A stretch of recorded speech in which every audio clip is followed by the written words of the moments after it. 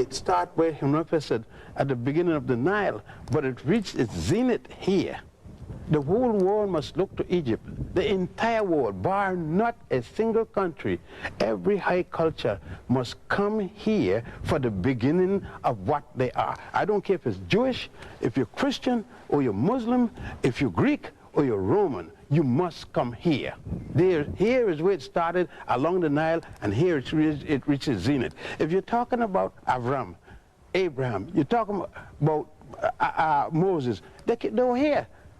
Moses, they said, was born here in a place called Goshen. Abraham came here and received his education. He had no education before he came here. All of them came here. The whole thing about the 10 Commandments came out of the 42 negative confessions. Dr. Ben is teaching reverse racism. They call it what they want. I don't mind what they call it. The fact is, if a teacher come here and prove me wrong, I'll go anywhere they got and show them what they wrote, where it came from, and carry them to where it comes for them to see it. The point is, my evidence still exists. They can't show me Adam and Eve, but I could show them Osiris.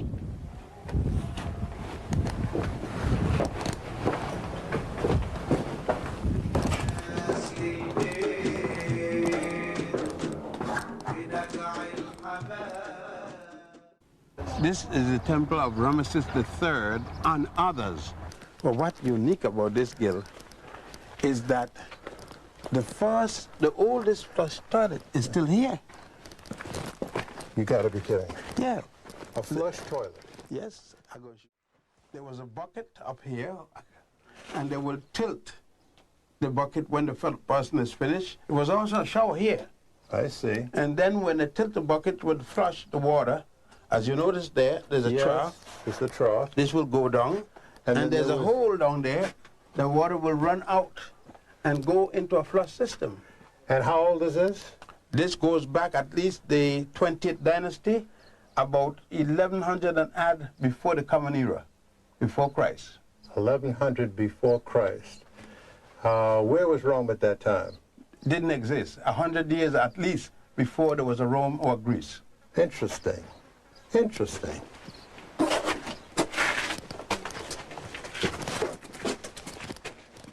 Now, on the right here, on this wall, which is just off this huge courtyard, the faces look, they don't look African on the right here.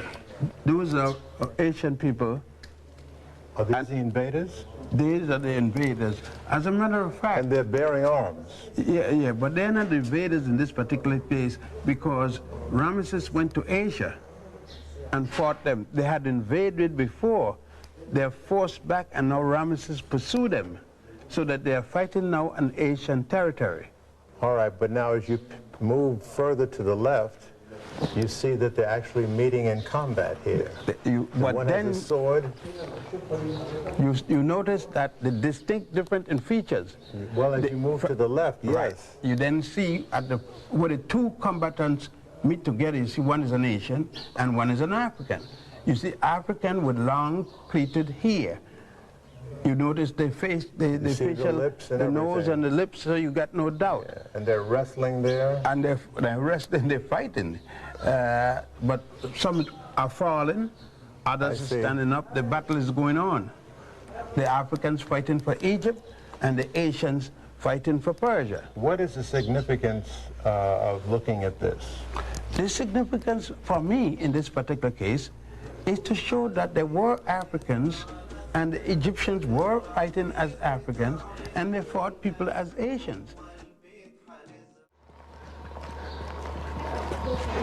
Now these are awesome obelisks. Yes. Which is a Greek name, is it not? Yes, it means a needle-like pyramid. In fact, you notice on the top, shapes like a pyramid. And that used to be coated with silver and gold. Really? Yes, they call it electron. Are these two related in any way as far as religion is concerned? Or? Yes. That one is the column. The one on the right? Yes, the obelisk of Makari Hatshepsut. Yes. And this is of her son-in-law, Thutmose III. the same Hatshepsut queen who we saw. Right. That's she reigned at 1580 to 1450 something. Where was this granite brought from? Aswan, which is about 4.5 hours drive from here, south. 4.5 hours drive? Yes, by automobile. And there was no driving in those days? No, well... So they brought it up on barge? It came up on the boat. Somehow they got it out of the quarry? Out the quarry. Got it down to the river? Down to the river. Put it on a barge that was large enough. This is one piece? That's one right. Solid one piece? Solid monolithic piece. How much does it weigh, would you say? Oh, I mean, a few thousand tons. What does the shape of the obelisk represent? It represents a tapered penis. Frankly, it goes back to the story of Isis, using the Greek name. Aset would be the Egyptian name. Put in erecting a symbol of her husband's penis, because her husband, Asar, or otherwise called Osiris, was murdered by his brother, Set-Typhon. It was also Aset's brother. That's that story we saw on the wall. Right. With the hippopotamus. Right. And when he was murdered and cut up into 14 pieces, she went and find the pieces symbolically around the wall, but could not find one piece, the penis, because his brother had thrown that piece in the Nile, and the Nile catfish ate it. So she had them built or cut an obelisk to remind those who had persecuted and murdered him of his penis, so that whenever they go, they'll always have to see his penis. I see. You would notice that it's George Washington Memorial in Washington, D.C. is a copy of this. So what are you saying to me? That it's a symbol of his penis. Not George's, but... George, the President of the United States, the obelisk is symbolic of the penis regardless of who got one. It has one meaning. Now why? I wonder what George would say. Well, you know why? Every member of the United States, original Congress, and members of the cabinet of the United States, the first cabinet, was a Mason except one man, Benjamin Franklin, because he was a Quaker. What does that have to do with what we're talking about? The symbols they used for setting up the United States was based upon the Masonic order, which they copied from here, the 22 tablets that were stolen from here by England. They used those tablets and used, take for instance... And is the pyramid included in some, yes. The obelisk? The pyramid and the money, like you said it. And the obelisk? The obelisk. Africans didn't build the temple like this. Here you have the Tekken, or the obelisk of Hatshepsut. That's a very important thing right there, y'all. If you go to any cemetery, you see a whole lot of them. Why? Because it's symbolic of resurrection. Resurrection. Resurrection. I'm gonna mess with y'all now. Resurrection. Rise. Erection. Raise. Erection. Y'all with me, ain't you, y'all? Some of y'all woke up now. That's what this stands for. I don't think I'm playing. Let me show it to you. This is the Ark Manu in the temple, Holy of Holies. We're coming out of there, going to where we had a wedding ceremony. This is where the world's first baptisms took place. Not John the Baptist. There was no John the Baptist. They didn't get baptized in the Jordan River or in the chilly Jordan. This is where the world's first baptism took place. The Kemetic priests were baptized as an initiation into the priesthood. Right here, Sacred Pool of Karnak. That's some deep stuff, y'all, because you see the Tekken here, the obelisk? If you were to the southern position out here and look over the sacred pool.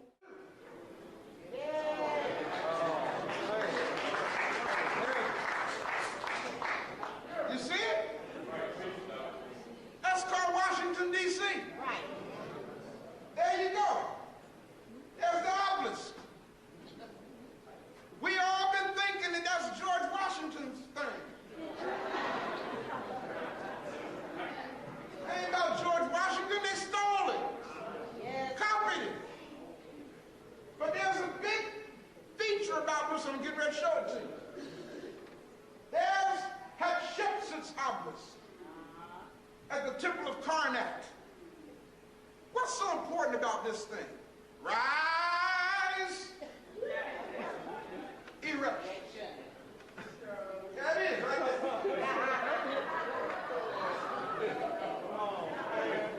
This is the god Menes. As you see, he's in his burial clothes. He's wrapped up as a mummy.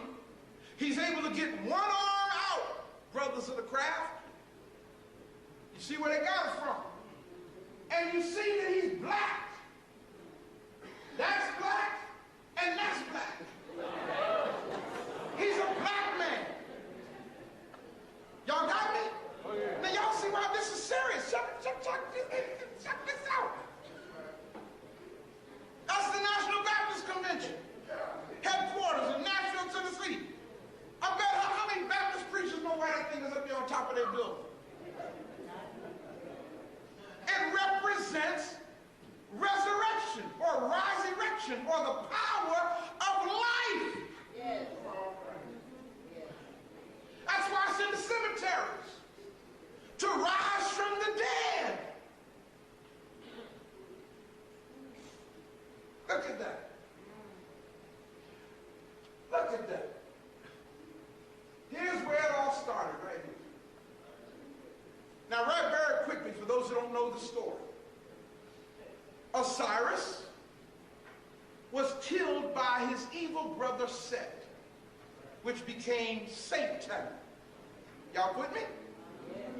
Set cut up his body into 14 pieces.